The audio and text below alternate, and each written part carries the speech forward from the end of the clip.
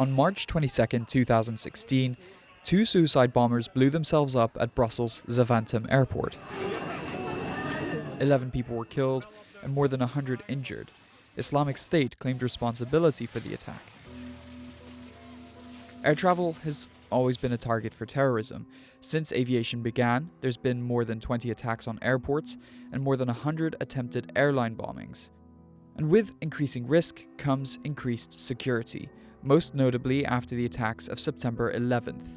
Airport security prevented liquids over a certain size on board, they enforced shoe checks, they even started using body scanners. Since 9/11, the positioning of the security cordon, as it were, has really been at that crossover between what we call the land side of an airport that anyone can access and airside.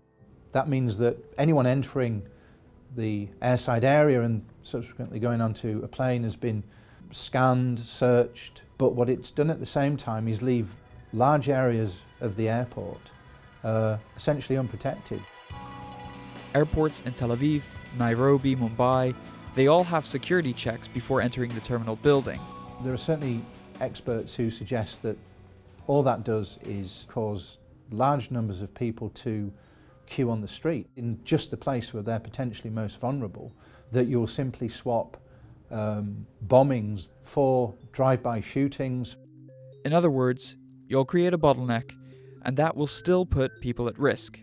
There's not only the question of whether or not you simply move the terrorist threat to another area, but there are also costs involved, costs to the airports themselves. But there are certainly also costs in terms of time and the length of the passenger journey and whether you actually make people not want to even travel anymore.